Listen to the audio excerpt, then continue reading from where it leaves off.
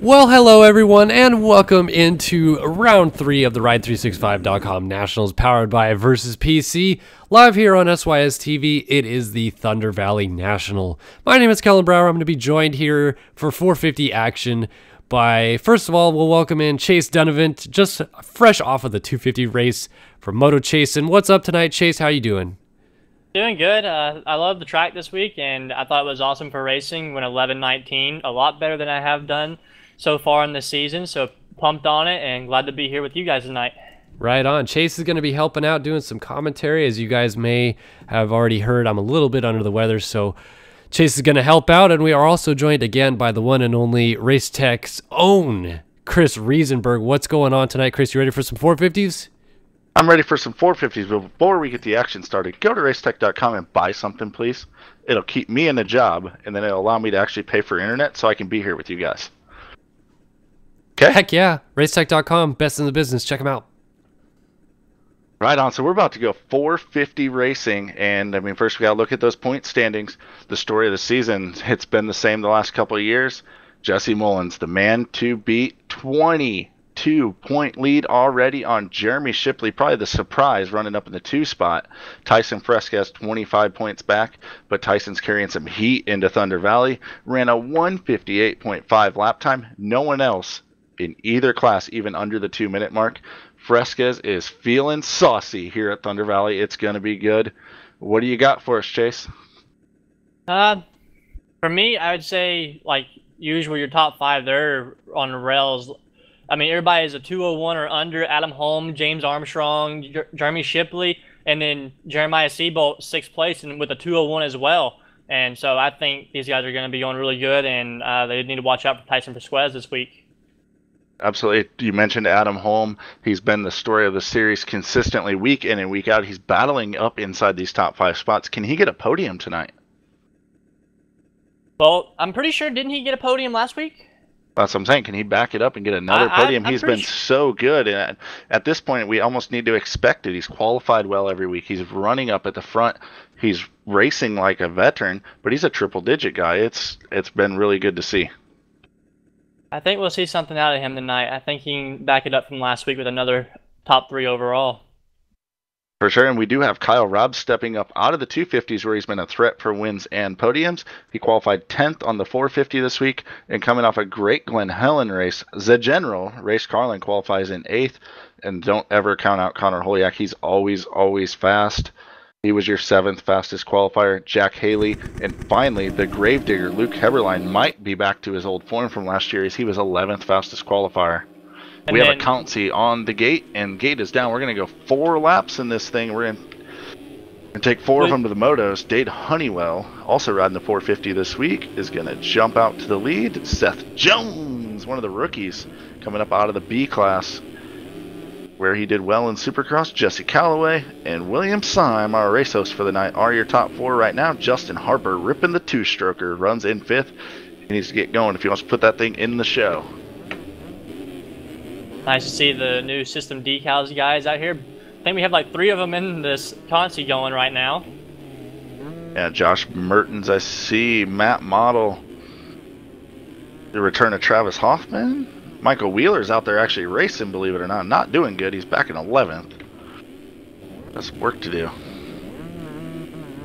Which I was surprised to see Dave bump up because he did have a qualifying lap for the 250 class, and he was top 10 in that. And he decided, I guess, last hour before qualifying was over to bump up to the 450 class. He actually got home late from work, so he didn't even run a qualifying lap for the 450. That's why he's here in the 450 class. Wasn't able to make the 250 race tonight, but it'll be fun to see him mix it up here on the 450. Obviously, doesn't spend a lot of time on that bike, but he's one of the fast guys, so. Had the Supercross title back in him. Justin Harper put the power to the ground here and run down William Syme. I don't know if Syme knows, but he's running red backgrounds here, and he is not the points leader. I've already been telling him he needs to change that a little bit right there.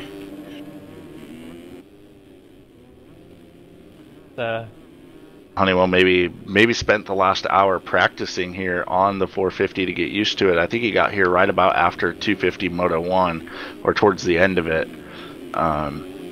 He might have spent some time warming up on the bike. He knows the lines on the track. As you said, he qualified well in the 250. I'm putting the pressure on Seth Jones. Needs to be careful. They're both in qualifying spot as they both go around Jesse Calloway, one of the ever good riders. Nice little fight here. A little swap from Seth Jones. And Jesse Calloway gets in the back of Seth Jones. Justin Harper had a huge disadvantage here in the elevation on the two-stroke. If only we simulated elevation. Callaway's got some serious pressure going on from the system decal boys now, but they're all out of transfer spot. They need to go run down that buzzsaw in front of them, the two-stroke. Which I'm pretty sure if William Syme was to make this would be his very first 450 outdoor national he would race. Yeah. I just bumped him to an A license for this week so that he could race this. So.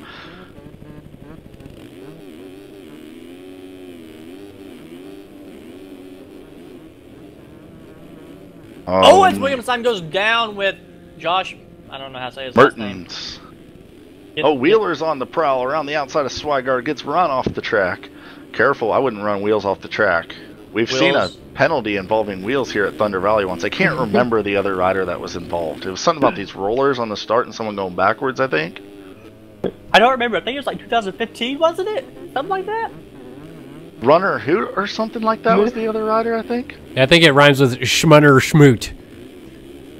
I think you're right. Oh, the battle for third is on. Jesse Calloway putting the pressure on Justin Harper.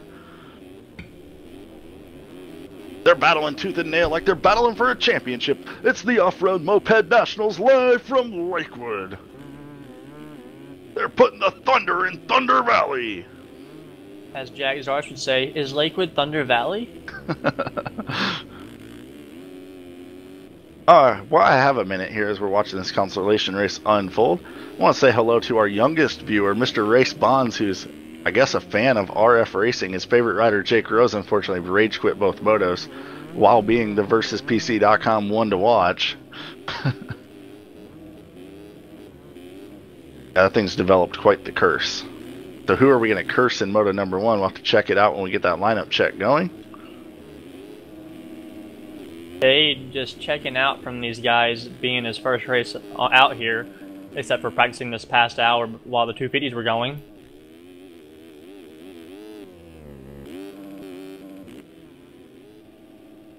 Our 250 overall winner was Salty Walty Gebhardt tonight. Great performance from him with a 1-3. Dade Honeywell, our leader, has actually just gone down in this race. Jesse Mullins was second with a 1 and a 2. And Jesse Mullins? A 3-2. Are you sure? I mean, Jared Sidehoff, sorry. With a 2 and a 3. I'm losing my mind a little bit. Colton Mitchell did win Moto number 2, but he had a not so great Moto number 1 in that 250 class. I saw that unfold right in front of me because it was after the finish line and Jared went down. He got a weird legs off, and then that's when Colton got the pass for that Moto win.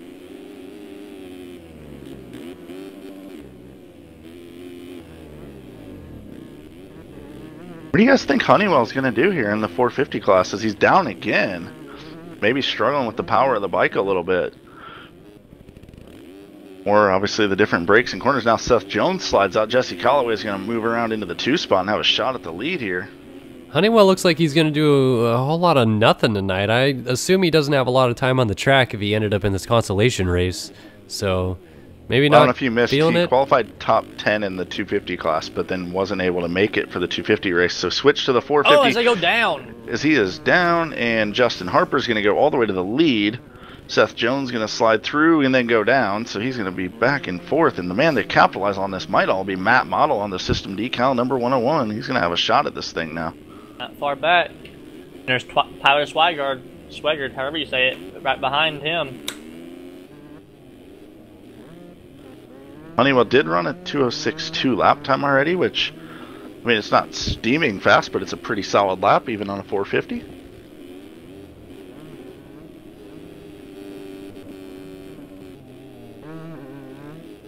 White flag for these guys now. The crap out of first gear right now.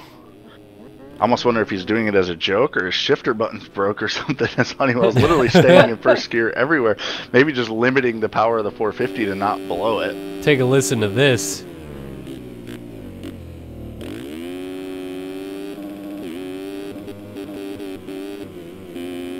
Knowing that he's one of the prime guys, it's probably doing it as a joke or a bet from someone. Like, I bet you can't stay in first the whole lap. Oh, Yeah. He just shifted. So the controller's definitely not broke. He shifted in the air. No, I think he only did that so he didn't go over the bars. He's probably telling those guys like, "Oh, I only did it. I didn't want to go over the bars." Right. Not going down the hill fast at all. Seth Jones is probably like, what is going on? Is he on a 50 going down this hill? Heck, he's still going faster than a 50 would on this track. Oh, he's in second. Oh, he broke the rule to do the triple. Trying to make sure he gets that transfer. He does have a pretty good back to fifth. Battle for the lead is... Oh, as I say that, Jesse Callaway falls over. Oh, now... So now he's the Honeywell. fifth gear. Yeah, he's going lapping fifth gear racing. It'll be tough in this turn. I think he'll still get enough drive on this 450 to get over the triple and everything.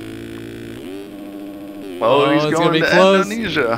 He got the front end pulled up. It finally hit the revs right at the right spot. You could see it halfway through the air. It's almost like he wagered with his team. He's like, "Can I please just go to fifth gear? I'll finish the lap in fifth gear. Let me try it." Oh, Swigard down in fifth. So he's pretty secured into a transfer. So it's all right to have a little bit of fun. And I tell you what, though, having that pressure off and just being able to go out and have fun, not really, I mean, clearly not having a lot of expectations, might allow him to do even better. Oh, still went for that triple. Still just fifth gear in it. Seth Jones is like, what is he doing? Oh, Seth goes Jones down, but he does have a 12-second gap over Swigart. So as long as he doesn't lose his mind, as Justin Harper takes the two-stroke to a win, Callaway goes through. Honeywell lugs his way across the line with a nice whipper tail. And Seth Jones, riding for LCQ Studios, gonna go on his way across the finish line and to the show. I believe this would be one of his first races too. Seth Jones, a rookie coming out of the B class from Supercross here to the pros. Swigard, Wheeler, Matt Model, Travis Hoffman, William Syme, Josh Mertens, Jack Fowler will be watching from the sidelines. That's okay. I think William has some work to do. Chase, you just came off the track. We just started Moto Option Keys to the Moto tonight. What do you got for us? You got anything? As always, the key to the race for sure here is the start. Because you have such an uphill, and then when everybody's carrying so much momentum, whenever it flattens out, it's just, you have to brake. And if you aren't braking, then it's just chaos up there. And then the rest of it, just stay up and keep it steady and keep going. So get a start and don't crash. Yeah, that sounds about like something Emig would say. Yep. I'm going to say it's going to come down to the Tomac sweeper, and it's going to be going fast around that inside line here on a 450. I know the 250s, everyone was pretty much rail on the outside. I think the key to winning this moto is going to be able to get through that inside line fast. And that's going to be a really, really big deal. And then flat tracking turn number one, not so much on the start, but during the rest of the race. You can get on the power early on a 450, but you risk sliding out. That's going to be a keys to the race. Brought to you by Moto Option, as we're going to get Moto 1 underway here shortly. Which, as you brought up, the Eli Tomac corner, we all know how Jesse Mullins is. He always tries out different lines and everything during qualifying, so I believe we'll be seeing him taking that inside. I wouldn't be surprised. Last year when the track was 10 times rougher, Mullins was the only one working the inside of that corner, and I think he made 10 passes around that corner in each moto. It was unbelievable watching him work through the pack. Everyone else railing the big outside line. Mullins worked the inside through the rough stuff. He's able to do it week in and week out. There are a lot of lines on this track anyways, so Mullins' experience using different lines I think will definitely come into play. Fresquez had that qualifying lap. Early in the week, they were going back and forth on qualifying times, Mullins and Fresquez. I believe middle of the last day and a half, Mullins said, I don't care about the fast lap, I'm going to learn all the other lines. And that's why he quit chasing that fast lap, and I think that's what's been paying off for him, is he's not worried about necessarily being the #1 qualifier. He knows he has the speed. As I believe we're going for the sight lap. Yes, sir. We're going to have a lineup check, and we're going to pick our versus PC one to watch, and I'm going to let you pick it this week, Mr. Dunivant. The versus PC one to pick. This one to week, watch. We'll one keep to an watch. eye on, absolutely, for this Moto #1 of the 450 class. Obviously, we know that we got all these guys that run up front a lot, but we try to highlight someone that maybe runs mid-pack a little bit, get them a little bit of stream time. I'm going to go with Race Carlin for this week. Because he's somebody that he doesn't always run a super fast lap time for qualifying, but he is a guy that when it comes to the motos, he can stay up, and if he has a good start, you can see him in the top 5 for sure. Without a doubt, the Z General qualified in the 8th spot aboard that versus PC FAMMX Honda. The number 12, he's been an OG guy. He's one of the guy. He's the guy that makes these things look good. All the decals that you see laid out on the tracks, week in and week out. We'll keep an eye on him. We're getting ready here for this warm-up lap. Make sure everything is good. Looks like we have 40 riders on the gate. Just an update from the chat room. It looks like Brian Haskell is rooting for Devin Davis tonight, just so everybody knows. Devin had a great performance at Glen Helen. See if he can bring it here to Thunder Valley. Having some internet problems at second moto there, but first moto though, he led for a while, so I think we can see something good out of him too. Yeah, and maybe even more impressive than that first moto. Obviously, running up front's always amazing, but the second moto, he had come through the pack into the top 10. Just a really, really good performance. Mullins trying to get the curse of the hot lap as we curse the general with the versus PC one to watch.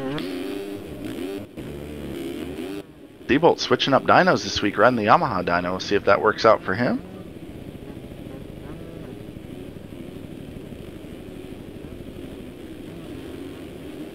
All right, you made me make picks for the 450 Kellen, or the 250s Kellen. I picked Mitchell, Whelan, and Sidehoff. No, didn't mention Gebhardt, but I'm putting it on you, Chase. Who do you got? Who are your top 3, not necessarily in order here in the 450s? Top 3, I'm going to say will be Jesse Mullins, Tyson Vasquez, and Adam Holm. Oh, you're putting Holm on the podium. Attaboy.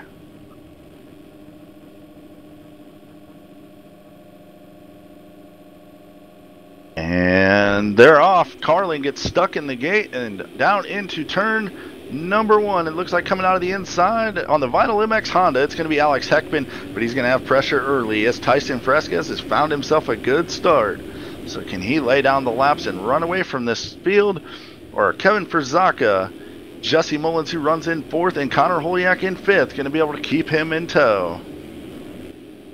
We got some heavy hitters right at the front of the field, but Heckman leads them all right now and laying it down to the ground. That is, as he flips 14 times, still hasn't come off the bike. He doesn't crash. Alex Heckman did not crash. So that puts Tyson. Oh wait, Kevin Frzaka going after Tyson right now for the lead. How did Frzaka go? Well, he was up over the berm, but how did Heckman not come off the bike? Holyak is now all over Fresquez. No one wants to let him go, and look at Mullins working the inside in the Tomac turn. And guess what? He made up a ton of time on Frzaka doing it. Or not Frzaka, sorry, Holyak. Frzaka actually drives up the inside of him in the turn. The race is set, though. Frzaka separates Mullins and Fresquez, a couple title contenders. Where is Jeremy Shipley is the question, as he runs second in points coming into this thing. And it's not looking good so far for Shipley, as I am not finding him anywhere near the front of the pack. He's in 22nd and off the track. Holyak putting pressure on Fresquez right now. Holyak's got some raw speed, that is for sure. Oh, and he gets into him and goes down. Now is Cameron Lee, who's running in 3rd, going to be able to miss him? He does. Mullins has dropped to 4th. He's going to try to miss him as well. Holyak's back going in the 3 spot already. Good start for Matt Agate, who slides out now in 5th, and Holyak's down again. Race Carlin's tangled up now as well. The Matt Burkeen up in the 6th spot, and the Gravedigger Luke Heberlein running in 5. Resetting things, Fresquez 4 seconds out front already with a clear track. Cameron Lee, the rookie, on the Mad Cape, number 150. We got Matt Burkeen moving up to the 450 class this week, running in 6th right now. I'm just excited he's able to use his hands right now. Last time I talked to him, that was just a difficulty. That is true. Matt unfortunately had a big fall off on his real dirt bike, really hurting his sim career. Needs to rethink his priorities, I think. Mullins putting the pressure on Cameron Lee for the 2 spot. Mullins going to square back under, see if he works the inside. Lee is going to try to shut the door on him. Mullins just pins it right on by. Went by him like he was tied to a post. Our one to watch back in 9th right now, Race Carlin. Right behind Devin Davis. Jack Attack's favorite rider, the number 45 of Devin Davis, riding for DX3. Going to hit the uphill triple and try to go after Kevin Frizaka. Jesse Calloway coming out of the consi race, running in 6th at the moment. Frizaka working that inside line in the Tomac turn, going to go by 2 of them. I don't know if he's going to seal the deal on Burkeen. No, he's not, as Burkeen puts him up the berm. Does get around Burkeen, but Calloway avoids the pass. Telling you, that inside line is where it's at.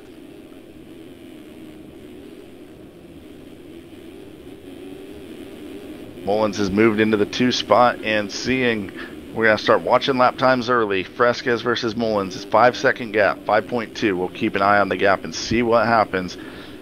2 of the best riders to ever play this game are 1 and 2. I believe they were both in that Start Your System's best players in MX Simulator history. Am I right, Kellen? Yes, they were. Tyson Fresquez voted the best player in the game's history. Jesse Mullins voted the 5th best player in the game's history. Looking at the lap times that time around, Fresquez 2:05.1, Mullins 2:03.7. That means Mullins putting down the fire right now. I saw Fresquez in that first turn flat tracking really close to the inside. Mullins actually goes to kind of keeps the traction on the whole time. Completely different styles to that turn, but both of them running the same exact line tight against the bales. As our top 5 have spread it out at the moment. Jesse Calloway running in 6th, has pressure from Davis, and James Armstrong goes in aggressive on Davis. Cameron Lee goes down in 3rd, and then Luke Heberlein goes down in 4th right behind him, so I think Kevin Frizaka is going to take position on Luke Heberlein. Yeah, Lee gets back going, stays in 3rd. Lee not looking quite as comfortable this week. We saw him look really, really spicy at Glen Helen with a lot of speed. He looks a little tight tonight. Not carrying the raw speed flowing around the track. Hopefully gets the nerves out of the way and can loosen up later in the races. Frizaka looks real loose here running in the 4 spot. They both have the same exact time as Frizaka comes around the inside and takes the position. Frizaka's made a crazy improvement this year too, or I'd say in the last year and a half. I mean, at one point I was playing with him and we were really close in speed, and now he is flat out plenty fast to lap me in a 15-minute moto. So last year in Supercross, he was racing the AM class in 2016. And not sandbagging it by any means, as Cameron Lee makes another mistake, saves it, but Jesse Calloway is now putting the pressure on him on the Evergood ride. And so, yeah, out of the LCQ up into a top 5 spot here, putting the pressure on Cameron Lee. Our leader is coming to the line. I want to check the lap time, 2:03.6 this time for Fresquez. Here comes Mullins on the number 1, and he locks in at 2:03.9, so he lost 0.3 that time. Fresquez has matched the pace. Battle for 4th, 5th, and 6th. Heberlein is moving around the outside of Calloway.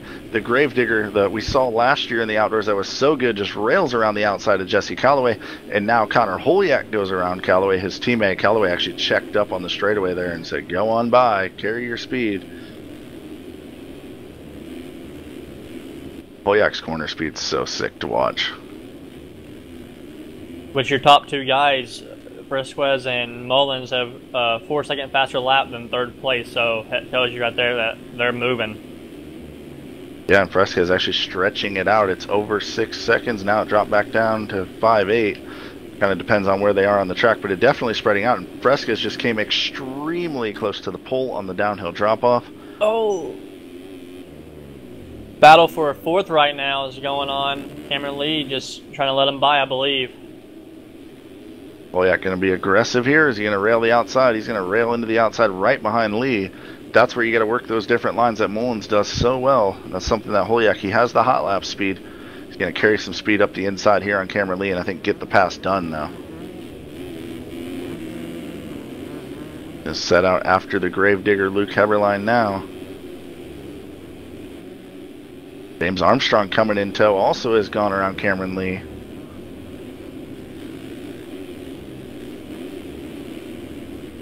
Polyak all over Heberlein. There's Shipley in 8th. He's finally up here now. Nice to see, continuing to watch Polyak all over Heberlein, just looking for an opening. It's tough to get around a monster truck, though. Those things are kind of big. Some would say that some of the ruts on this track look like they were made by a monster truck. Da-da-ding, ding! Tish. Where's my sound effects at? Come on now, Kellen. I don't have a soundboard, I'm sorry. Alright, everyone, donate to Kellen at Start Your Systems TV, or find him on YouTube and find a way to donate so we can get a soundboard going on. We need some drops. I already know the first one that should be added. What's up, my dudes? Hey, he's in the field somewhere, I think. Anyways, he qualified in the top 25 this week. Spencer Turley, of course, we're referring to. You find him on YouTube as well.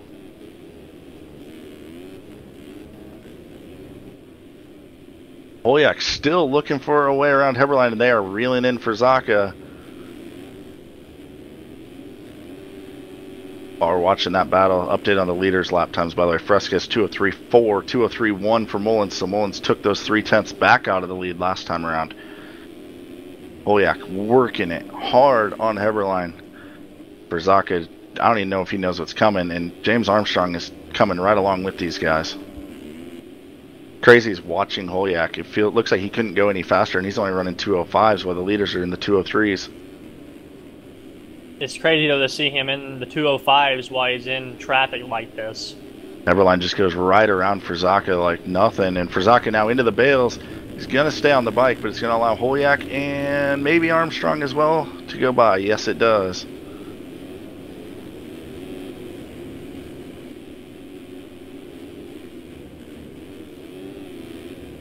Zaka trying to come back on Armstrong. And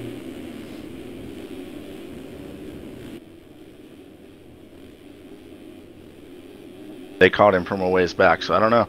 Without a mistake, I think it's going to be hard for Zaka to come back. Polyak's continuing to chase down the Gravedigger. These guys, third place is already 30 seconds behind your leaders. Can you say hot laps being laid down out front? Mullins just ran a 2:03 flat. Fresquez 2:03.5. His lead's shrinking. But man, those guys are on rails with a clear track. Holy crap. And Heberlein 2:07 flat, 4 seconds off their pace. Unbelievable. Polyak's inching back closer again. We're already 10 minutes into this thing. It seems like it's just flying by. Polyak matching his lap time again. Yeah, Heberlein also a 2:05.7. Looks like Polyak made up some serious ground there. He's within striking distance. We saw him try that aggressive move here a lap ago, or 2 laps ago up the inside. Didn't work out well for him. He's going to be a little more patient on Heberlein.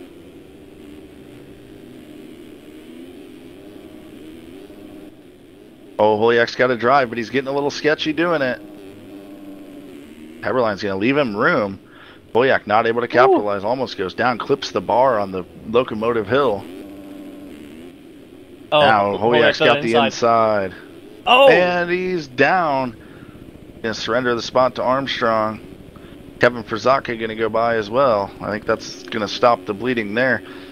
Give a call to the number 40, August Sanders, riding for a depth, running up in the 8th spot.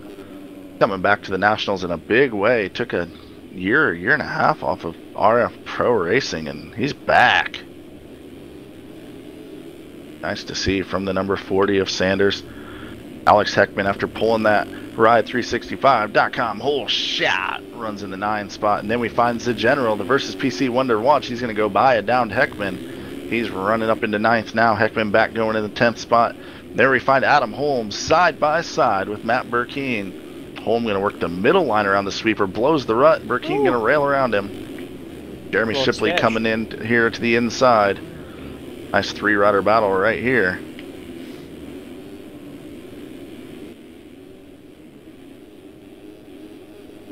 Burkeen's lap time, though, way off the pace with only a 2:11, so he's just trying to stay slow and steady around the track right now as he lets Adam Holm by him. Oh, and Shipley gets into the back of him. Ladies and gentlemen, boys and girls, things at the front of the field are not slowing down any. Tyson Fresquez at 2:01.9, Mullins at 2:02.5. They're just going faster. They both ran their fastest lap of the race last time around. It's a chess match out front about who can hold it on longer, it seems. And we're only on lap 7, and these guys are already into lappers. The gap 36 seconds back to your new third place rider James Armstrong as he's made his way around the Gravedigger. Armstrong with a nice little flat track down into turn number 2. And I want to watch the battles, but I almost just want to watch the leaders and see how they're going so dang fast around this racetrack.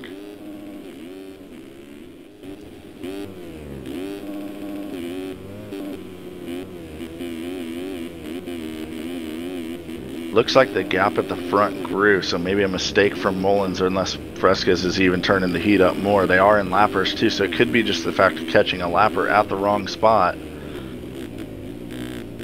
The gap back to third is now 37 seconds. Holy crap, man. That's crazy.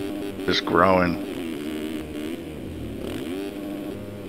Like the battle to watch, though, is without a doubt Armstrong and Heberlein battling for the third spot. Those two, they're putting in some good laps as well, just nothing for the leaders.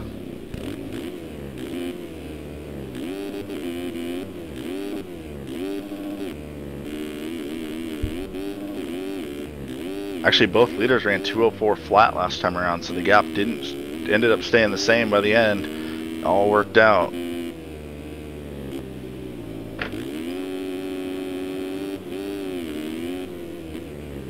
We saw this in 250 Moto too. The action got really spread out mid-Moto, and then at the end it was a barn burner. So hopefully we'll see the same here, as it's halfway point in the Moto, and you know what time that is. It's time for the Moto Chasing Top 10 Rundown, brought to you by Moto Chasing. Check them out on YouTube, YouTube.com/Moto Chasing.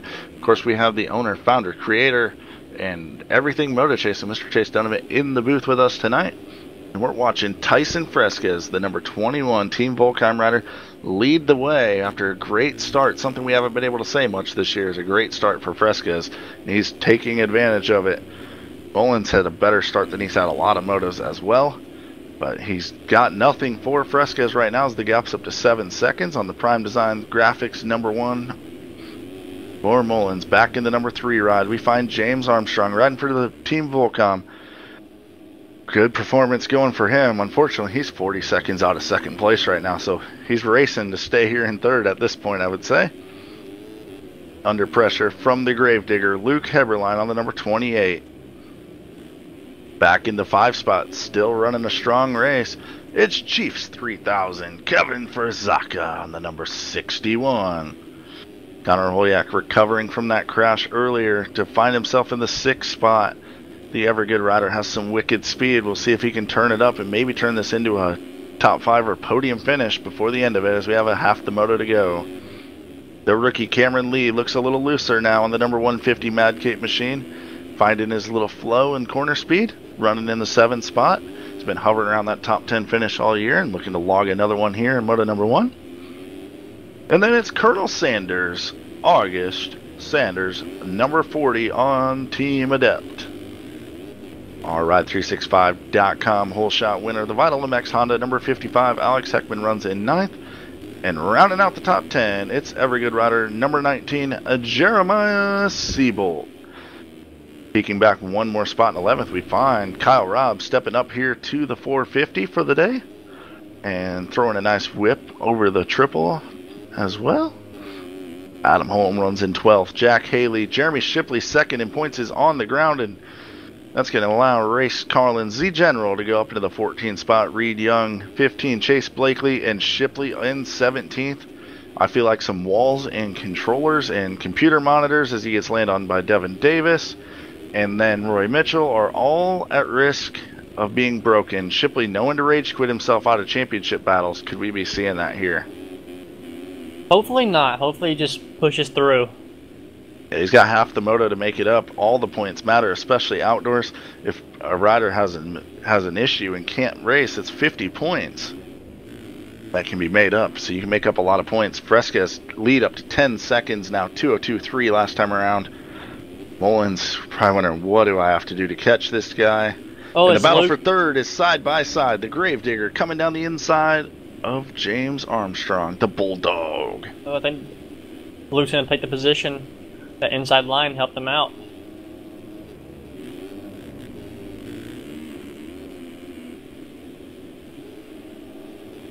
All right, Armstrong going to try to come back on him.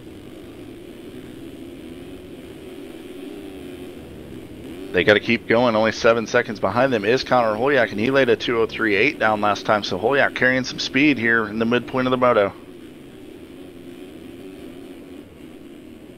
Oh, Armstrong off the track. Is he going to surrender the spot? Heberlein all over him. Armstrong going to still be in front of him. Ooh. Close racing.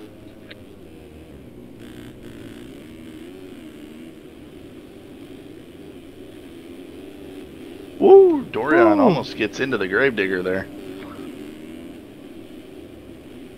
Kind of bounced out of that outside berm right into the line accidentally. As you said, Mullins must have had some kind of mistake that last lap, only running a 2:06.6. Only.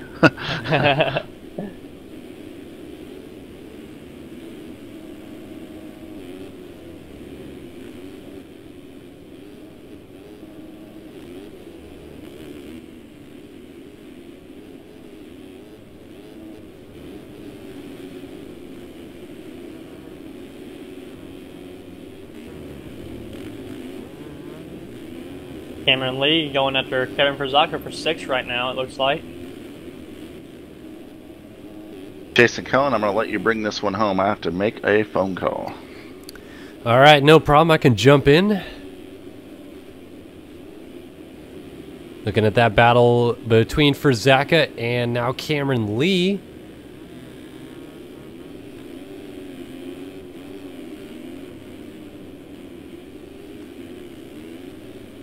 They're tailed by Seabolt, and Sanders also kind of close. So this is really kind of the closest action we have going on inside of the top 10 right now.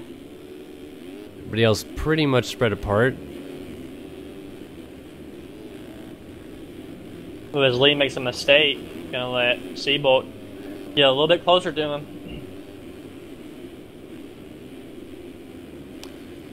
Sort of accustomed to Seabolt being just blazing fast and using that speed to catch people and blow by them quickly, but it seems like even this year it hasn't really worked out well for him.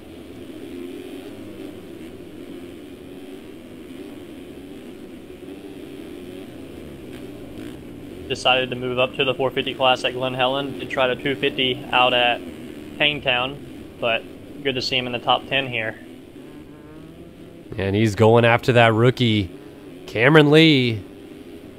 Still a freshie to this 450 class, and he just got his doors blown off. Seabolt goes down the inside, makes the pass, but good on Lee, still putting in a solid top 10 ride.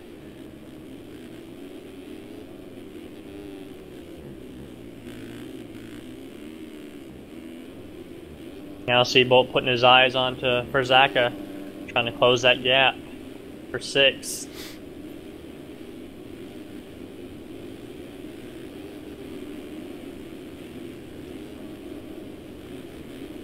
Gosh, the speed and consistency of these 450 guys is just incredible. I mean, we talk about how insane it is that Tyson and Jesse are running the pace that they can at the front of the field, but even in this little mid-pack battle, it's just insane to see how few times these guys have mistakes or fall-off crashes or anything that would give you the slightest edge on them. Mentioning Tyson and Jesse, Jesse did catch a second on that last lap around. jump up front and take a look at that battle real quick. Gap is at an 8.6 second distance. Fresquez still in the 203s last time by. We'll take a look and see where his times are this time by real quick.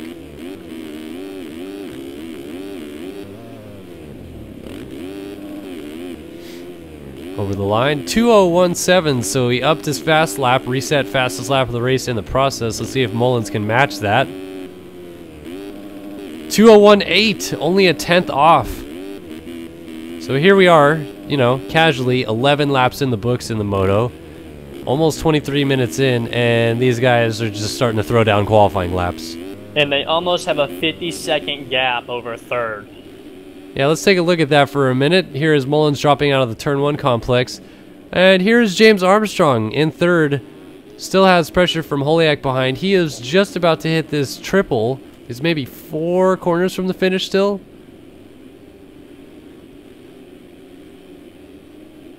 In fact, to illustrate that gap real quick, I'm actually going to do something that... Oh, your leader's down! Tyson is down! And he is going to get up with Mullins just getting by. Oh boy, this just got a whole lot more interesting. See what the gap will be between them now. 2.1. Alright, Fresquez does have the fastest lap, but it just happened and it was only a 10th better than Mullins was running. So does he have it in him to catch him again?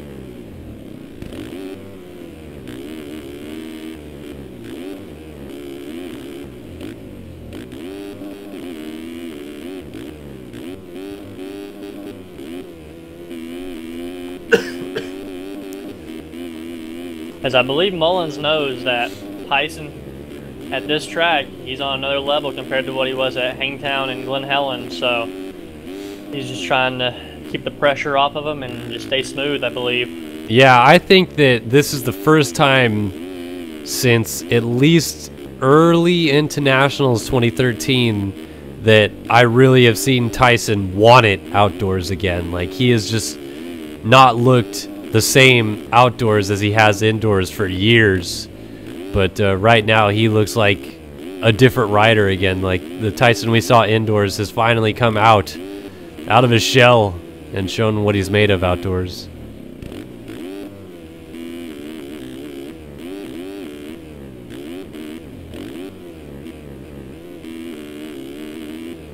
As Holiak has made the pass on Armstrong, as Armstrong goes down, and so that puts Holiak up to third now.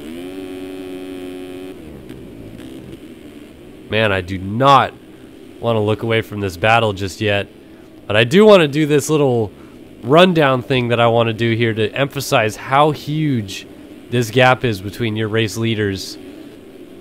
So I'm going to do what we call a lap through the field. I'm just trying to find the right camera to look at for this. I think I know which one I'm going to use. Actually, so this is going to wait about a half a lap, and we'll keep an eye on this battle up front for a moment. Whoa, Tyson right beside Matt Agate right there, going up the triple. That was close. Yeah, but that probably wasn't too bad for Tyson. I mean, these guys are animals. They're running laps that only you and I could ever have a dream about. As Mullins was down on the inside, and Fresquez goes back to the race lead.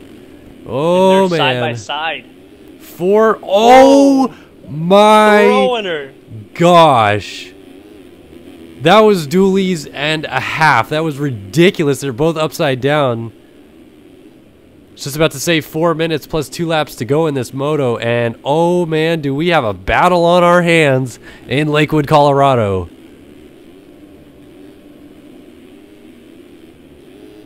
The 21 of Fresquez, the 1 of your 2-time defending champion Jesse Mullins. For the last 2 years, these guys have been the guys, indoors and outdoors, and now they are going to battle here at Lakewood. Oh. Fresquez into the back of him. Oh, he lays it down, and this is where I'm going to do my quick lap through the field. So there goes Mullins by the mechanics area. There is Fresquez mired in lap traffic, and I wish I could put a stopwatch up right now because you're about to see how ridiculous this gap is back to the next guy, which is Holiak, right? He is in the 3rd spot. So we're just watching lappers go through. There's Chase Blakely on the 20. Looking down the mechanics row here.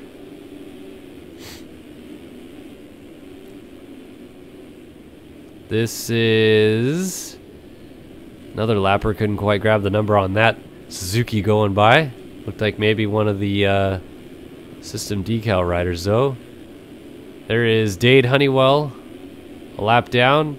50 of Peter Like, a lap down. Can't see the number on that guy right there. There is Holiak in third. So that is the gap from your leaders to Holiak. That's crazy. Here comes Armstrong in fourth on the 33. That looks like Spencer Turley behind him, who is also a lap down. This coming through here is Siebold. That would be fifth, and Heberlein is sixth. Verzaka is seventh, and that is 84 of Ethan Parks. He's a lap down. So here is eighth place, Cameron Lee. Don't know if Brady Stanley is in this lead group or not. 22 right there. Your next guy will be Adam Holm. And here he comes around the outside on the 192 Architect ride. There is a Tom Holm. Then August Sanders battling it out with Alex Heckman right there. Tyler Fry on the 127. There's Race Carlin. That is the 26 machine, I believe, of Jack Haley. Can't catch a number on that. And here's your race leader, Jesse Mullins. That is a lap through the field. Coming to 3 laps to go for Mullins. He is a minute shy of the 30-minute mark. Just to emphasize how crazy this is, I believe this is the exact same lap that these guys hit.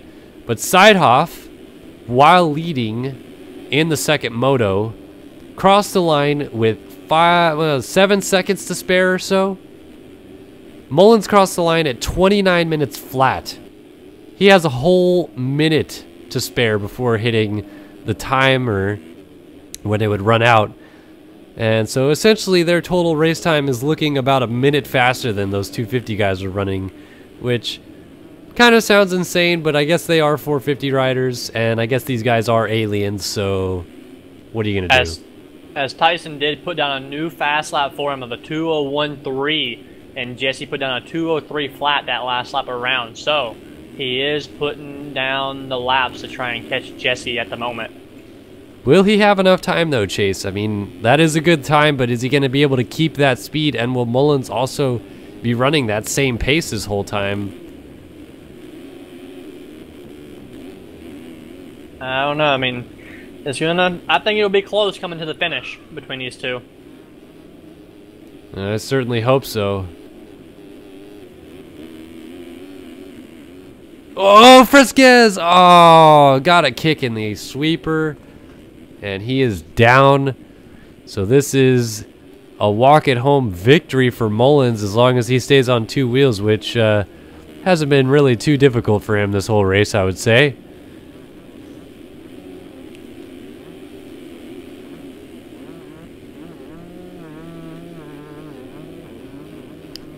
This is just, man, watching these guys ride, it's almost unreal. It's almost to the point where it's kind of robotic. They just are so good at hitting their lines and their marks and doing laps that, like I said, I only dream about it. I fall asleep at night and I go, man, wouldn't that be nice? I would have to agree on that one. Just once, just let me feel what that feels like to run that pace. Which Mullins, that last lap, he knew Tyson was behind him at the time and put down a 2:01.7. So his new fastest lap of the race. Still putting it down here at the end with 2 laps to go.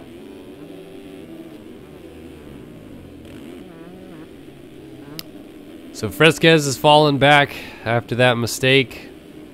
Probably not going to get to Mullins now. Holiak pretty much all alone in third. Yeah, all alone in third as Siebold has now gotten around Armstrong. Armstrong trying to lap Kyle Robb here, and does so. And behind that, Verzaka putting together a great moto. He is still holding on to this 6th spot. Heberlein in 7th. Lee kind of by himself in 8th. Sanders is 9th. Heckman in 10th. Adam Holm is trying to squeak into the top 10. Holm had a career day at Glen Helen last week. Only went 7-7, but boy, it looked like he could have done a whole lot better than that. And now he's trying to squeak into the top 10 here.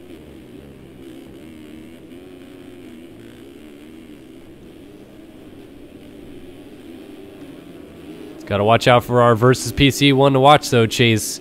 Race Carlin is coming through. Back here in 12th, but hey, matches his number in game. Yep. Oh, and that is that Heckman that went down? Yes, it is.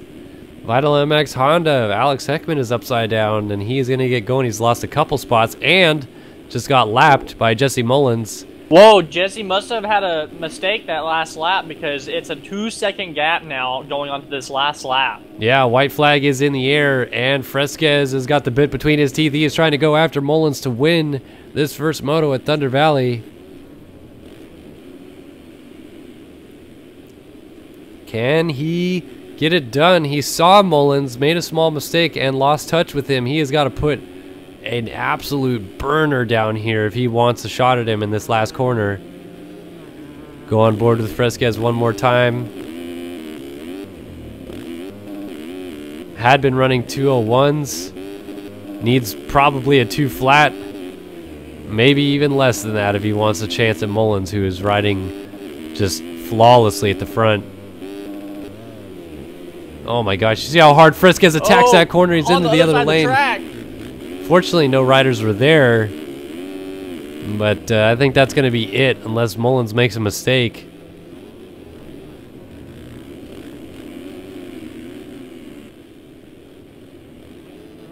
Got to get around Heckman as a lapper, and I believe it was Jack Haley on the other side of the track.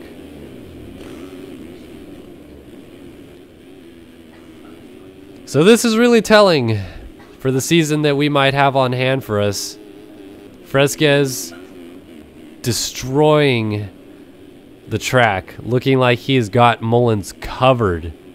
And before long, it all comes unraveled. Mullins has ice in his veins and just rides on through.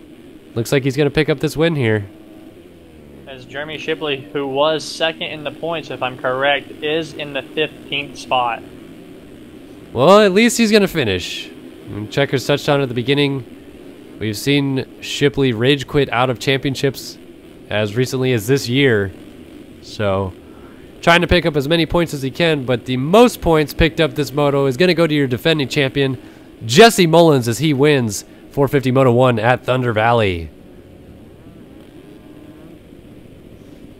Fresquez takes home a valiant second, only 3.6 seconds back in the end. Holiak looks like he's going to pick up a third.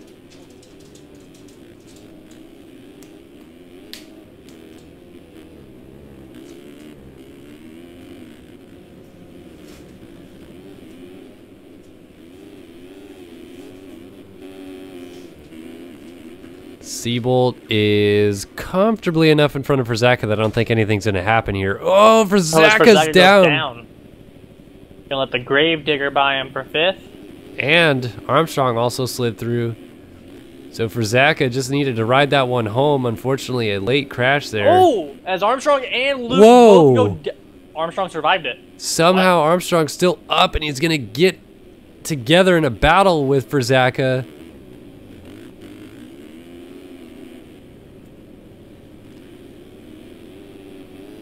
Well, these guys are pushing the envelope here to the finish line. Who is going to get this 5th spot? Frizaka right there. He has some better lines working coming to the finish here, as Seabolt already over the line in 4th. Frizaka's got to get this corner good, and he got it okay, but Armstrong somehow may have gotten it better. Is Frizaka going to send it to the line? No, he decides to check up and take the 6th, so Armstrong comes across in 5th. How about the rookie, Cameron Lee, a 7th? I believe that is his best finish yet. That's a great ride for the number 150 machine. Luke Heberlein comes across in 8th. Sanders versus Holm to the line. I think Sanders is just going to hold off the chemistry major, and he will. By 0.3. Great battling to the line. The general race, Carlin, your versus PC one to watch, will bring it home in 11th. And all of our point scorers have finished. So behind Carlin, we had Reed Young, Alex Heckman, Jack Haley, Jeremy Shipley, Devin Davis, Roy Mitchell, Mike Strelo, Chase Blakely, and 2015 250 outdoor champion Matt Burkeen gets the last point in 450 Moto 1 here at Thunder Valley. We're waiting on cuts. See what's gonna happen when the cuts are finalized. I believe we're waiting on someone that's just sitting on the gate. Hunter Dasher. Alright, so I'm sure he's going to get a swift kick to the behind here in just a moment, right on out of the server, so we can see cuts. Always a little bit of a bummer to see guys make the night show and then not even leave the gate. Kind of sucks for the people that showed up, tried their best in the consi and couldn't make it. But sometimes that's how the cookie crumbles. There you go. So there's the cuts cuts are in. Let's take a look through the points. Nothing changed. Mullins still your winner. Fresquez second. Holiak third. We're going to go to a quick commercial break. We'll be right back on the other side of this with more Ride365.com Nationals powered by Versus PC. Don't touch that URL bar.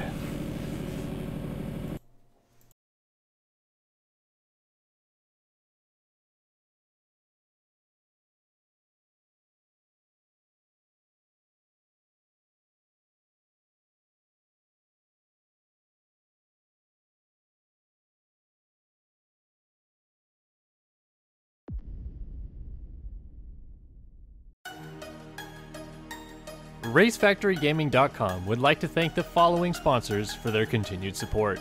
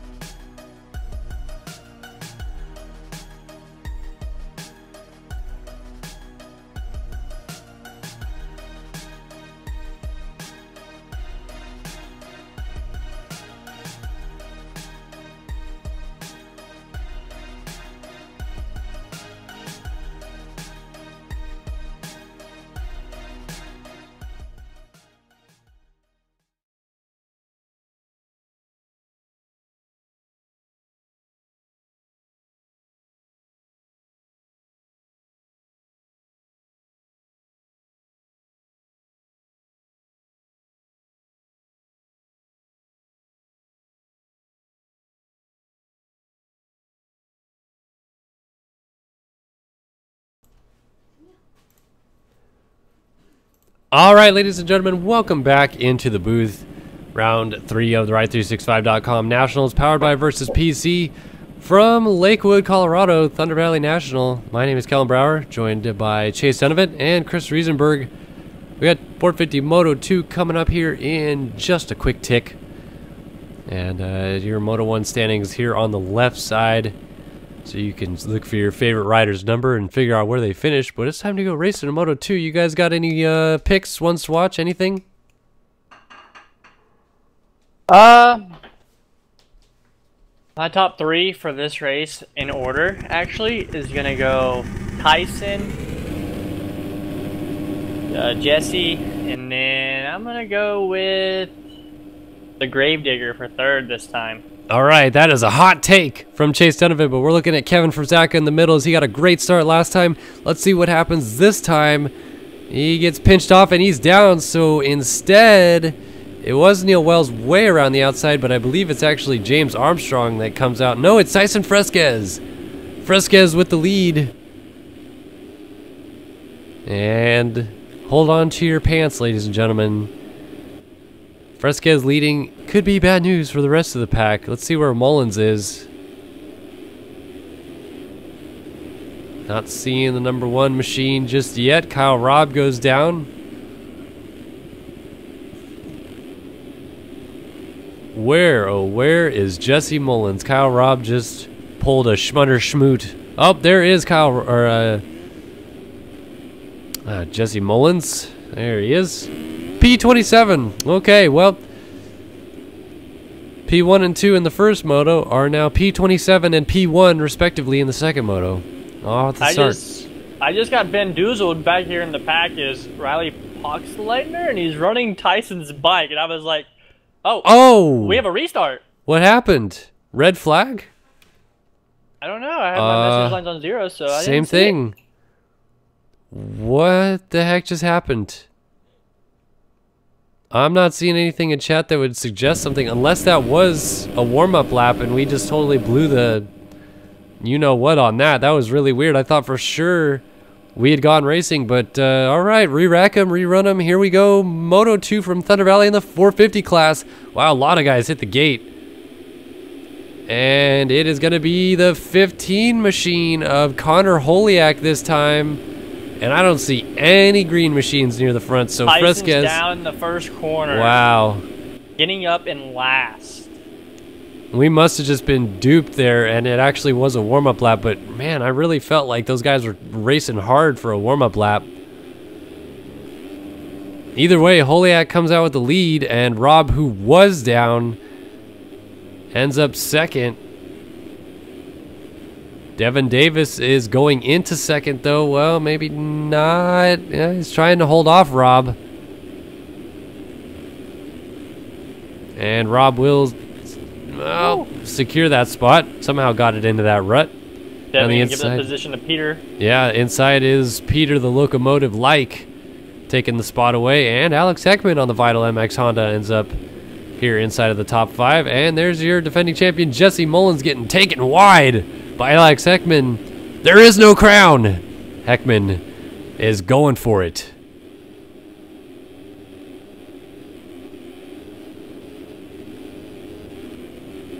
Oh, Peter goes down. Oh, Peter's down, yeah.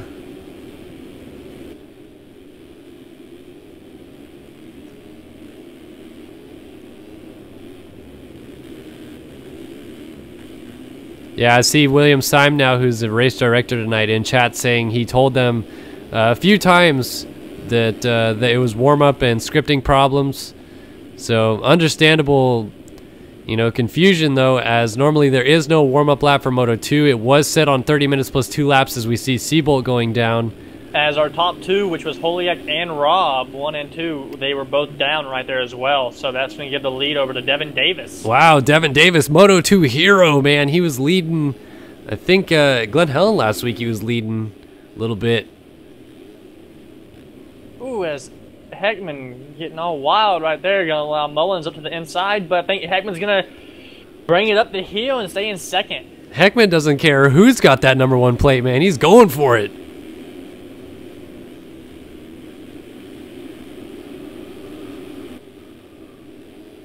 So Davis from Heckman, Mullins, and we'll try to find Fresquez through all this mess eventually. As Chase, you had mentioned he went down in that first corner scrum, and I thought I saw him go down. I saw a pile of green and yellow going wide in the first corner. So unfortunate situation now. Whoa! Justin Harper getting a little whisk right there. But as Tyson checks in P30 right now, so. Wow. And Mullins already going to work on Heckman, who is trying his damnedest to hold on. Oh, Mullins is down! Oh my God, he just completely went across the track. Was cartwheeling already by the looks of it, and T-bones Heckman to the ground. So now he's going to get up and get into the back of Armstrong, who is down. His teammate Peter Light checks up not to hit him. And put Holm in the second with Haley in third. Yeah, so now Mullins has to go to work a little bit here. Fresquez obviously with the largest hill to climb of your championship contenders.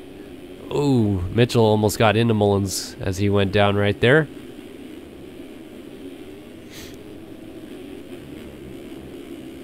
Dropped from battling it out for second back to 10th. You got to put in the work again, trying to get back to the front. Yep, so right now we've got a couple of Yamabogs leading this thing. Devin Durpus on the DX3 Yamabog ahead of chemistry major Adam Holm.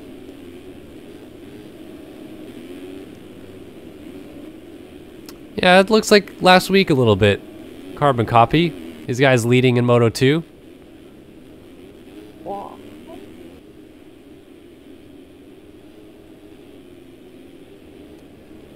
Jack Haley had a so-so first moto, ended up inside of the points. I believe he was in the 14th spot at the end of it. Ooh. As Seabolt's going to take the position from him right there. Yeah, there goes Seabolt. And Kyle Robb with Holiak trying to give chase as well. And Haley's having all sorts of problems there. So he's going to get passed by Robb, it looks like, and maybe Holiak. Wow, Holiak with a crossover line. Haley jumps back over Robb and takes the spot back. That was insane. And they both missed the rut, so watch out. Here comes Holiak down the inside. Does he have the line? He does. He comes all the way across the track. Almost gets into Haley, but takes the spot. Robb trying to go down the inside is battling with Holiak to take that spot back. He's going to try the wide line. Holiak funnels that inside rut. Robb slingshots around the outside and holds on to the spot.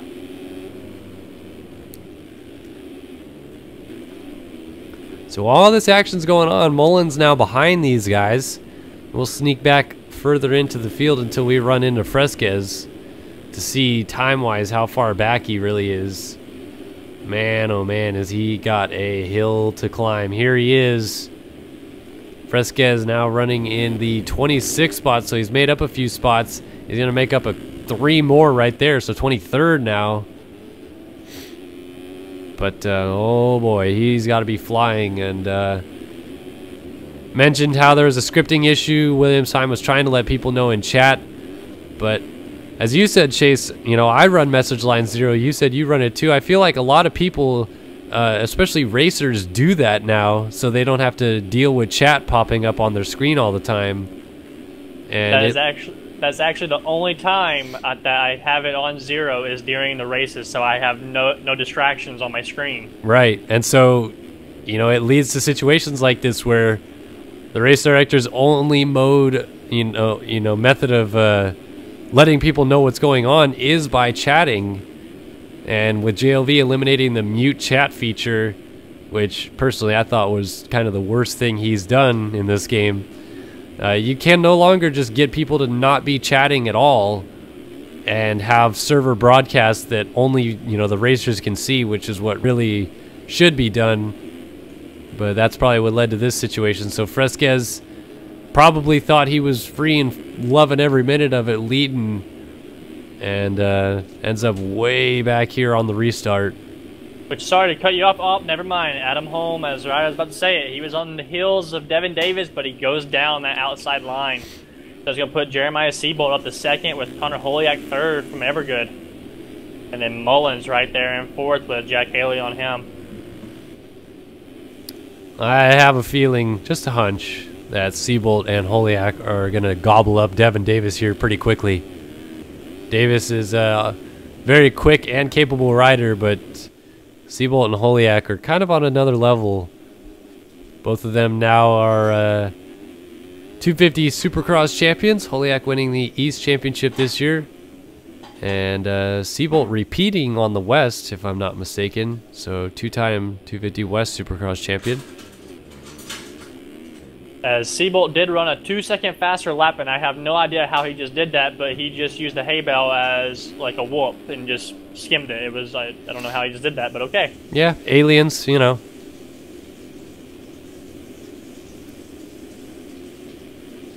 Some people like to use the word hacks. I think that it's just that these people are aliens. I would agree. I would rather use aliens.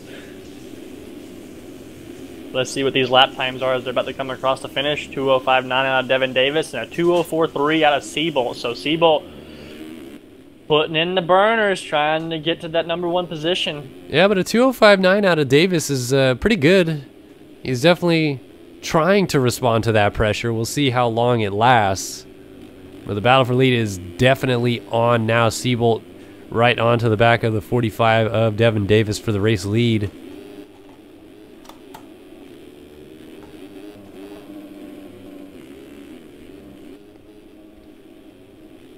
Man, how fun is that little hip jump anthill thing this year? That is the funnest part of the track, as I did just go back and watch earlier from my race. And before me and Sean Klein got together, you guys got the very ending of me just sending it over that. And every lap, I would just throw it down over that thing. It was the funnest part of the track for sure. Yeah, it's an awesome feature this year. Definitely seeing a lot more guys get all kinds upside down on it. But here we go. What has Seabolt got for him? Or does Devin Davis have an answer? Oh, Seabolt, a little mistake. Yeah, hopped out of that inside rut. He does have Holiak starting to close in on him, so he's got to worry about a little bit of pressure from behind. Which Holiak did put down a 2:03.7, and as I say that, he goes down. Oh, speaking of going down, Devin Davis just saved a huge almost crash.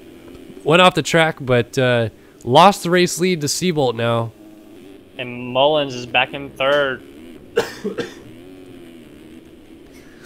So Mullins continues his march back from his early crash there, and he's up to third. Seabolt leads from Davis now, and Mullins is probably going to walk up to these guys pretty quick as well.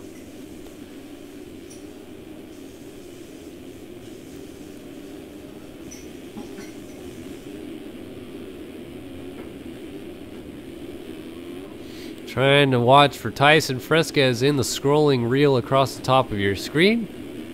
Still no sign of him. He must have gone down again outside of the top 20. He is 26th, Tyson Fresquez.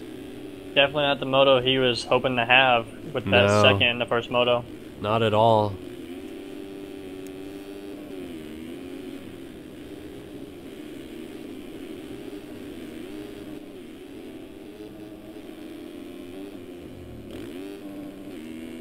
So we're 11 minutes into this thing now. It's definitely settled down a little bit at the front, but it's going to heat up here real quick as Mullins is already starting to reel in Devin Davis awful quick. Has the fastest lap inside the top 3. And look at that. Inside. Oh, that didn't take long. Devin's going to try to fight back on the inside. He's got a good line here and is actually going to hold on to that spot. Let's see what Mullins can say about this inside line, though, that he takes right here. Yeah, charges down in. Going to come out in third. Davis has got that outside line working well.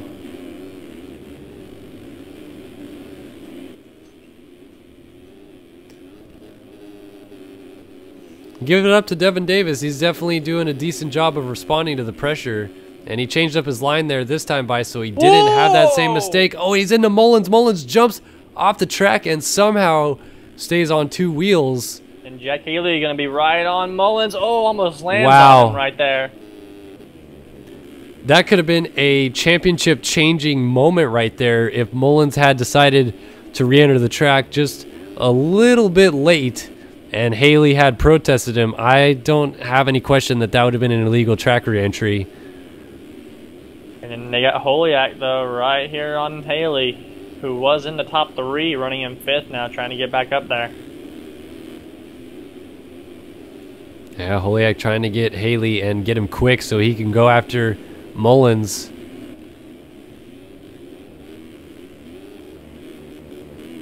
Haley, very strong ride so far, but it looks like he just doesn't quite have the pace of these leaders.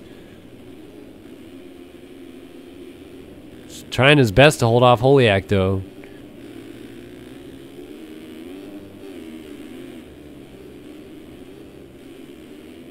Oh, and a mistake from Holiak, so Haley's going to get a little bit away. Mullins has to reset his focus now, go back after Devin Davis, who is continuing to lose time. To your race leader, Seabolt. Taking him a Tyson, he's still not in a points position, running in 22nd right now. Wow. Almost halfway into the moto.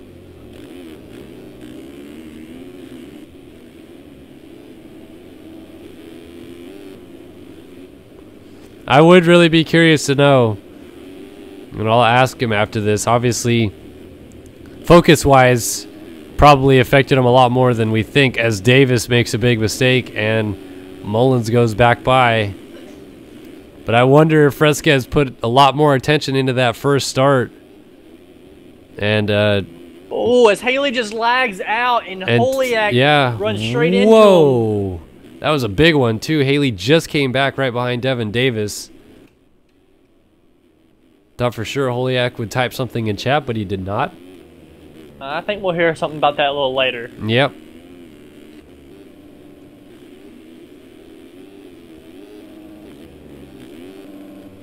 So now Haley, who looked like he was kind of struggling, and his internet is obviously starting to struggle, but he's going after Davis here.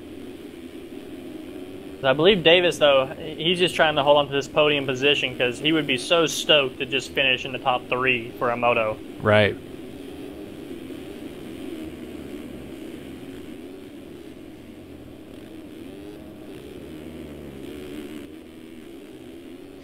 Behind these guys, Adam Holm is keeping everybody honest.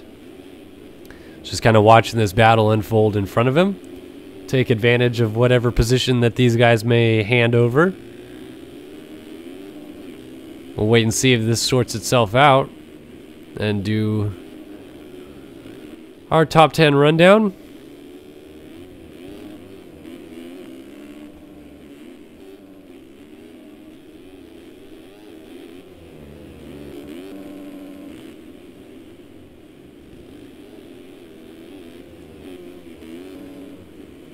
Here comes Haley, trying an outside move on Davis.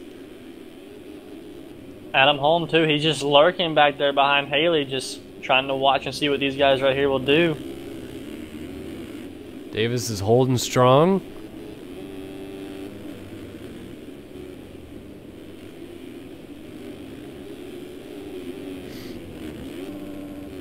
This is a great 3-rider battle. This is for 3rd on the track here. A couple of faces that don't normally see battling for 3rd, but this year have been really strong competitors.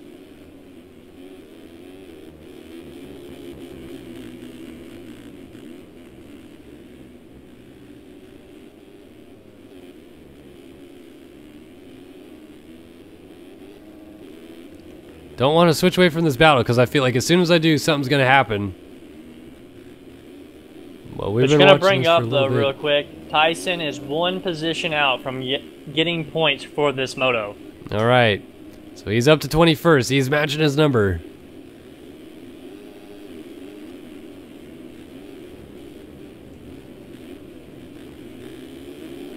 Gosh, these like guys. It's interesting because these guys are all taking such different lines.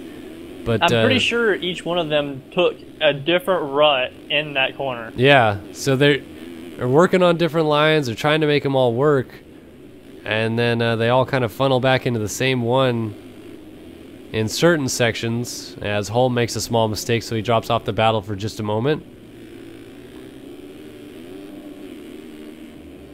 Man, Haley is just giving all sorts of pressure to Devin Davis, but can't get anything done just yet.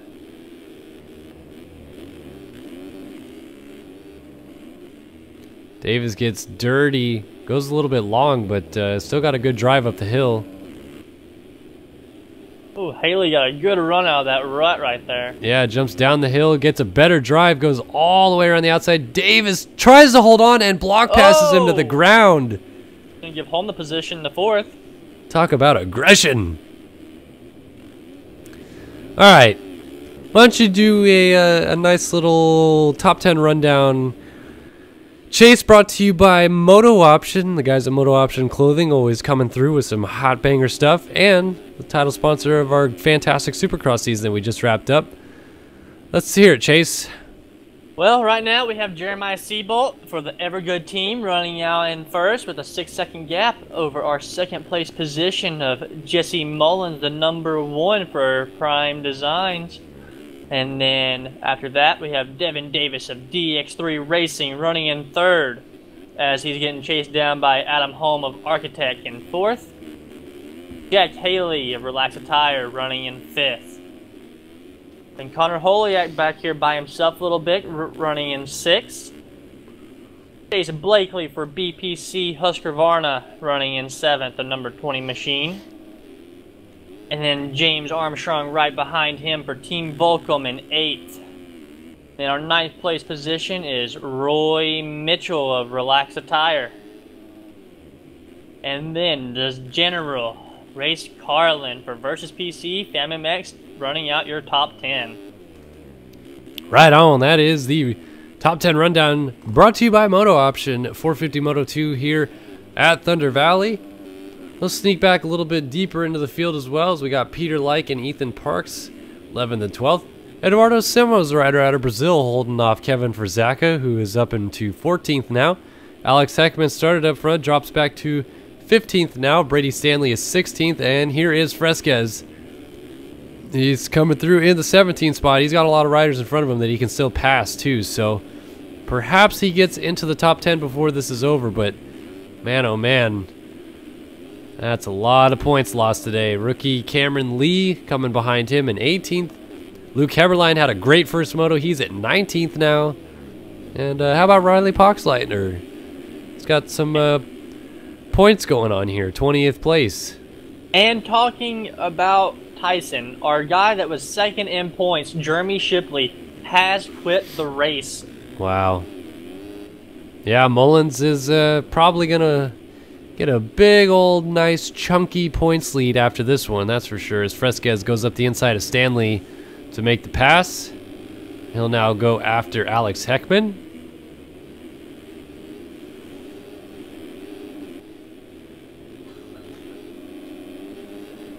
Heckman in his own right trying to stick with Frazaka, who is going after the Brazilian Eduardo Simos. So we got a nice little freight train going up to the top of the hill here. And Devin Davis, who was in 3rd, is now back to 6th, letting Holiak, Haley, and Adam by him. Wow. Oh, Heckman's got a run on for Zaka. Is he sticking nose in there? No, he's trying to go outside. How about Fresquez? He's going to try to get inside and get both of them. And he does. Look at that move. Frazaka trying to fight back around the outside, but no chance as Fresquez shuts the door. Now he is going to go after Eduardo Simos. And this would, I believe, put Fresquez into the 13th spot. So he tries down the inside. Gets a good run. Simos is trying to fight back around the outside, and going into the next corner, he's not going to have a chance. Fresquez makes that pass happen as well. Next up on track, this man, Ethan Parks. We'll see if Fresquez can get to him. For Fresquez, that was about 3 laps ago, was running in 21st, and now almost 10 positions ahead of that. That's crazy. Yeah, he is doing what he can to keep this thing interesting. He's got to get Parks, and then Carlin. He's got to make up about 20 seconds roughly, probably more than that, to get inside of the top 10. So he's got to hope for some crashes, I'm sure. Ahead of that, Roy Mitchell. Chase Blakely putting together his best ride of the year so far. Has not been a good year for Blakely at all. Just did not put together a very decent Supercross season. Probably wanted to do a little bit better. and then went outdoors, rode a 450, and I don't really think he's had much of any success so far. Finished outside of the points at Hangtown. Finished outside of the points a couple times at Glen Helen, I think, too. So good to see him running 8th here. Trying to turn it around a little bit. Armstrong, Davis, Holiak, Haley, Holm, and Mullins trying to run down Seabolt. Now, we wanted to get on board with Mullins for a full lap. We had a request in chat to see that. So as he is only 3.6 seconds behind your race leader, let's have a lap with Jesse Mullins. See what it looks like.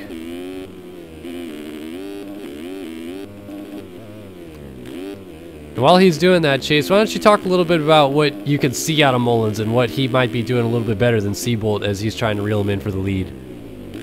Well, like we've always said, Mullins is the guy that takes different lines and practices them during qualifying. And so that's something that is a huge advantage come the race time. And so I believe he's just getting little bitty bits here and there and just putting in the work to try and chase down Seabolt to go 1-1 here at Thunder Valley. Yeah, he's definitely just making up little tenths here and there, but by the end of the lap, it's chunks, it's seconds. And that is really the key to his success on this track tonight for sure.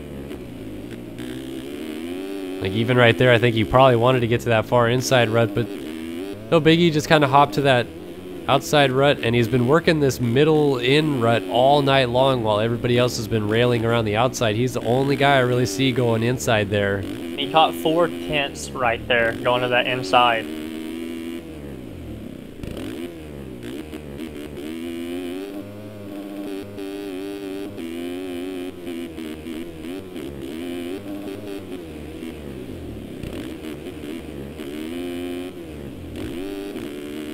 Man, oh man, already down to 2 seconds even. Probably about to be under 2 seconds. I'm sure Seabolt knows who is coming. Oh man, Lapped Rider was down right there, but fortunately got up and got out of the way. Down to a second now.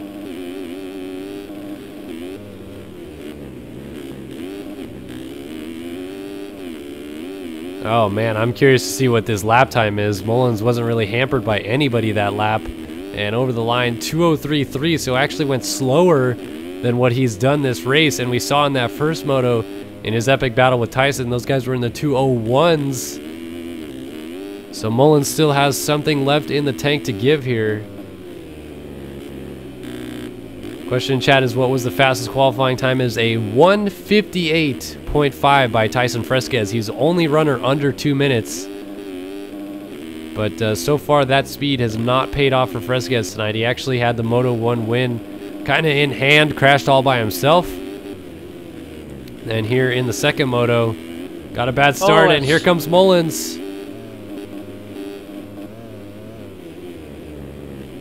Seabolt made a little mistake, and Mullins down the inside is going to get the pass done. Seabolt's going to fight back. I think he's right alongside, but Mullins is trying to shut the door. Seabolt inside still has it. Mullins is going to cross over here and try to use the inside. Oh, Seabolt shuts the door. Mullins trying to cut underneath all the way far inside anyway. Seabolt might have the inside in the next corner, and he does, and he's going to use it, but Mullins takes over the race lead. Look at this battles bar-to-bar action.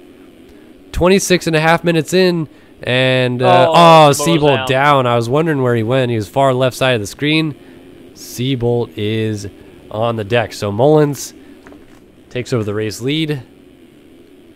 And Seabolt got a little double whip out of that. Yeah. Over that, trying to do some dualies it seemed like, but did not come in his favor. That might be all she wrote for this one. Mullins now looking at a 1-1 here at Lakewood, and that's going to really put his points lead deeply, deeply out of reach. Adam Holm up to third. Haley, Devin Davis, Holiak still running up in here. Armstrong, we're trying to find Fresquez. Blakely 8th, Mitchell 9th, Carlin 10th. Fresquez now 11th, but he's got a long way still to go to Race Carlin. He is 18 seconds behind Race Carlin. Take a look at his lap times real quick, 2:02.2. So this is the man that is capable of doing a 58.5, 1:58.5 that is. Whether or not he's able to bust one of those out in a race, oh, I don't know. And if he was able to do that during the race, I would love to see an onboard of that. Yeah. I'd just love to see an onboard of that, period, even on a quiet track with nobody around. Because I'd love to know what in the hell he is doing on this track that is somehow 2 seconds faster than anybody else can run.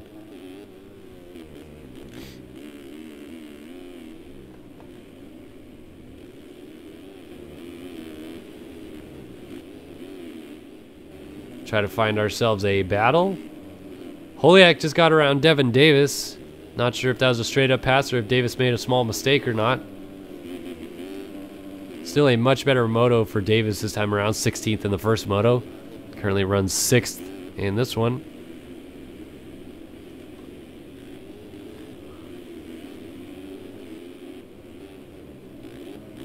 Now Holiak setting the sail after Jack Haley.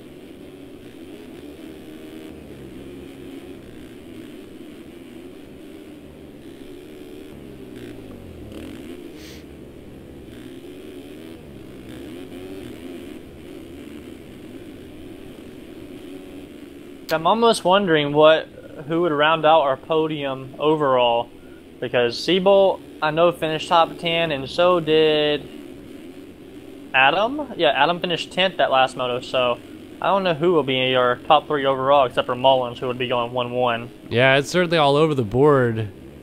If we have Holm going 10-3 right now. Fresquez went 2-11 as they run.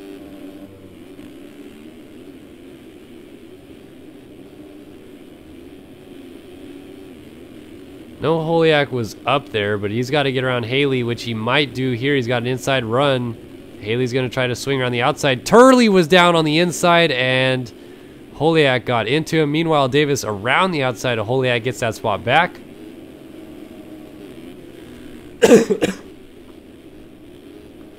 So Turley lets those guys through, and Davis now has to deal with the pressure from Holiak again. We got a rider down in this corner. Not sure who's down. That is Reed Young. One of the Vital MX Honda riders, I believe, right? That's the team he's on? I believe so.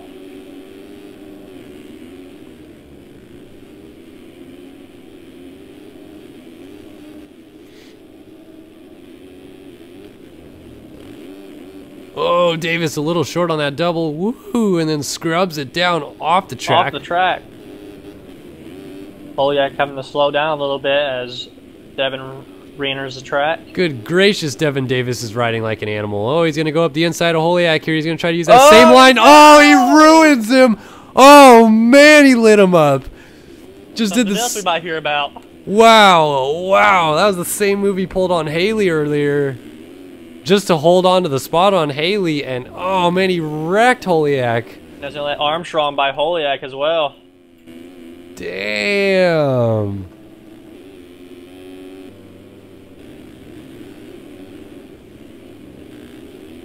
Yeah, Armstrong got through there. Should be coming to the 2-lap board right now for Mullins.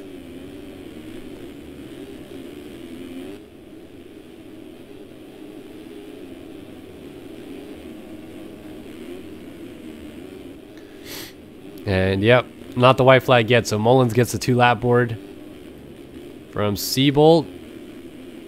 Holm not too far behind Seabolt. Seabolt would probably need to make a big mistake or crash for Holm to get there. And Haley's also not too far back of Holm either. Now Davis is all over Haley, getting all fired up from that takeout. He wants to go get some blood. Did Haley get Davis back? I might have missed that, but I saw Davis take Haley out earlier. No, but Devin did the same thing to Holiak in the same corner. Exact same move, but Holiak got it a lot worse. Holiak went down hard. Wow. I mean, it's lines coming together. He has the inside and the wheel. He controls the corner, but those guys probably don't see it that way. Nope, I'm sure Devin Davis isn't making... Well, I mean, it's not like he had a lot of friends in the first place in this game, to be fair, but he's probably not making any new ones after this one. Yeah, it's racing. That was a nice scrub by Mr. Davis, but I don't know. I wouldn't be messing with Haley because he has the lag bubble on his side, but Davis is now going to have a target on his back. Yeah, let's see if Haley repays the favor. He knows what happened in that corner before. Davis is protecting his insides, though. They're putting Luke Heberlein a lap down. Gravedigger not having quite as good of a Moto number 2 that he had Moto number 1. Oh, as Devin goes off the track and let Haley by him. No. Might be just best for him right there, though. Armstrong is ripping right now behind those guys, reeling them in rapidly. I was hoping Holiak was coming with him so we could see ding, ding, ding, round 2. White flag should be coming out right about now for Jesse Mullins. About to cross the line. Yep, he sees a white flag. As this three-rider fight is intense. Armstrong all over Davis trying to find a way around. Davis trying to find a way around Haley to put a buffer between them. Ooh, I thought Armstrong might drive it in there. Davis blows the rut. Oh, Davis goes topsy-turvy there. As he's got a 20-second gap, though, over Holiak, so he will keep the position for 6. Just saw in chat, Tyson has moved up to 9th. So from 30th on the opening lap, he's now into 9th. Got around Race Carlin, who you see at the bottom of your picture there. So 1 to go. Armstrong ran a 2:03.6, his fastest lap of the race, and he's going to go on by Jack Haley, and that Adam Holm is right there. So Holm has dropped a spot, so Armstrong takes a 2 for 1 and goes on to the podium. Holm and Haley left to do battle now for the 4 spot.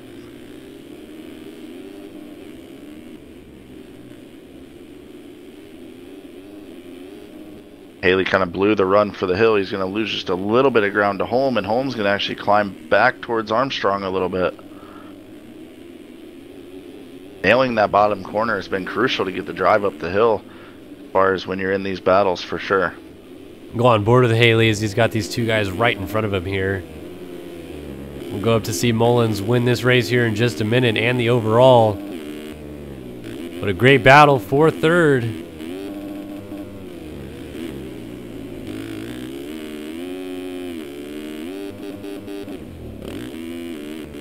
Ooh, Armstrong got a little swap going into that outside rut, and Holm is all over him. Where can he find an opening? Can he get a drive somewhere? Haley's starting to lose touch with him a little bit. Oh, throws a massive oppo, though, over the triple, Haley does. Up front, Mullins wheelies down past the mechanics area. He's going to go 1-1 at Thunder Valley as he wins 450 Moto 2 and takes the overall victory. Back to this battle for 3rd, though. Oh, Holm just shredded that corner. He had lost a little bit of time. They've had a downed lapper and split him. Holm lost a little bit, but now he is all over him. Armstrong cases Holm around the outside. Oh, man. It's Down going to be a drag race, race for sure. Adam Holm's going to try to middle rut. He's going to get a drive. He's got to run down the straightaway. Side by side, he gets the inside run, and he launches into the corner. He's just got to hook the run, and he gets it, and he gets 3rd over Armstrong. Wow. Haley comes across in 5th. Devin Davis is going to come across in 6th, but he better pull off to the side of the track because he's going to have some words with Connor Holiak after this one. Fists may be thrown, keyboards may be broken, forums may be pillaged. It'll be lit, as they would say. Holiak over the line in 7th. Fresquez all the way up to 8th. I saw earlier in chat Sean Klein say Fresquez just wanted to mimic his results for the night. Well, look at that. 2-8 on the money. Race Carlin takes home a 9th, and Chase Blakely rounds out the top 10. Roy Mitchell cruising around. Triptiz, Ethan Parks, Vital MX, Honda. Kevin Perzaka still circulating. And that's going to be your last rider on the lead lap. So we'll watch these guys come to the line. Pretty good ride from Ethan Parks. Did not score points on the first moto, but nice finish here. Yeah, 12th in this field is definitely nothing to be bummed about. Oh, yeah. But you know who is probably bummed right now is Mr. Shipley after a really rough night for him, and puts him pretty much out of championship contention already early in the season. Unless something major happens. So I almost believe during the Supercross season it was round 3 that he opted out. So here we are again. Yep. It looks like no changes outside of the top 10 and inside of the top 10 for cuts. So that's going to do it from Thunder Valley, folks. Jesse Mullins goes 1-1, extends his points lead. Any final thoughts, Chris or Chase? I'll let you go first, Chase. Some crazy racing as always. Like, I mean, the top 3 at the beginning of this race was not what you would have expected. So, but another awesome night of racing. Absolutely. Thank you to William Syme for hosting tonight. I appreciate it as always. And of course, be sure to check out our fine sponsors, Ride365.com versus PC, Race Tech Suspension and Engines, Moto Chasin', Moto Option, SYS TV, Bamamex Design, Tiger Designs, and Vanderhoof. Right on. You guys in 2 weeks, as we have an off week next week from a brand new High Point track. Should be a lot of fun. Heck yeah, I'm digging it. Thanks so much, guys, for joining me tonight, and to all of you in chat. Hope you guys have a great evening. Thunder Valley in the books, and 3 rounds down in the championship. We're a 4th of the way through. So we'll see you guys next time live here on SYTV. Good night, everybody.